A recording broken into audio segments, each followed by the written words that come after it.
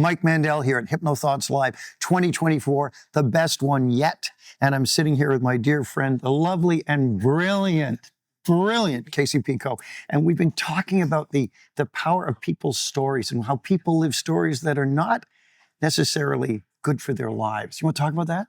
You know, it's amazing how people aren't always out for their own best interest. Like what other people can see would make so much sense for them to do. And they're like, I don't know, what should I do? Do you guys know what I should do? Do you see what's wrong?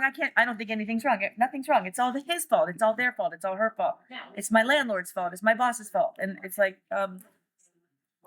we feel shame, so we want to blame. Yeah, the projection comes in. And it's not easy to do the work, right? No, it isn't. And the self-work takes time. It takes consistent effort, but the benefits are incredible. I mean, I'm in no way saying I have arrived. Any stretch of the imagination. Ask my wife that, she'll tell you. But I'm better than I was last year and way better than 10 years ago. Absolutely. Because the stories we tell ourselves, we tend to habitually live, don't we? Yeah. It's just we get stuck in that same episode. It's the neuroplasticity. Our brain keeps rewiring itself to whatever we are doing now. So we're not talking about the same things we were 20 years ago, but some of the people are, right? Right.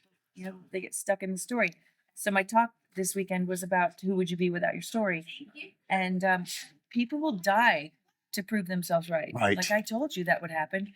It's like, well, you brought it on. Mm-hmm. The universe only says yes.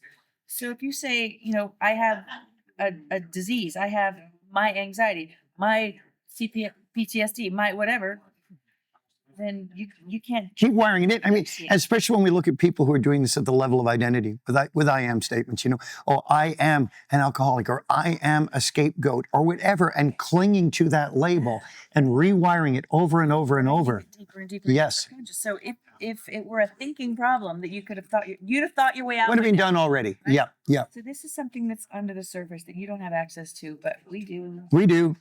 And how do we have access to it? I think you said abscess. No. Wouldn't that have been horrible? We'll edit that out. How do we have access to it? Through hypnosis, through NLP, but first of all, you have to recognize that it's not working. That's the first step, isn't it? Being able to step outside the story and go, what results am I getting from this? And the test of any model, John Grinder, test of any model is its usefulness. Is your story a model that is bringing you something? Well, no, but this is what happened to me. No. This is your rewriting of the events to turn it into a cohesive whole that may not be good for you. And I don't mean you. I mean the hypothetical you. Yeah, yeah. Yeah, so, it's incredible. So what do people do to begin to get the insight as to what their story is? Look at the results? Well, I ask people, you know, so are you living your best life? Is this what you want to do?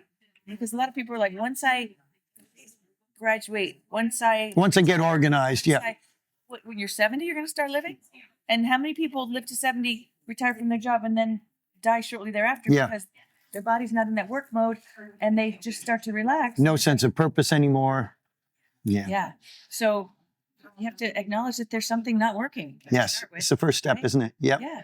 And if you're not living your best life, what do you have to do to live your best life? Yeah. And then do it. And then just damn well do it. And ask for help.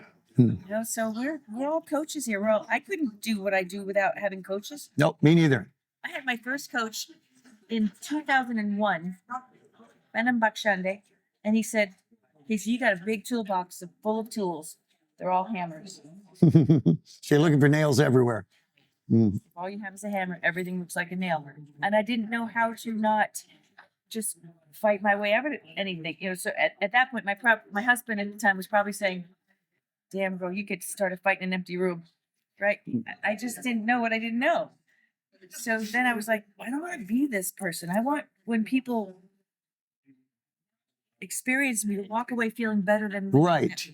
That's right. You're conveying something to them. And it's information that it's conveyed through a simple conversation, sometimes even just a look that awakens the person, and we start to make changes. What is the story you're living? What is the story you're telling yourself? Is it working for you? As we say in Northern Ontario, yeah, how's that working out for you in that? The question is it working? And if not, step outside it, analyze it, and begin writing a better story, because it's your story. You only get one. Let's do it.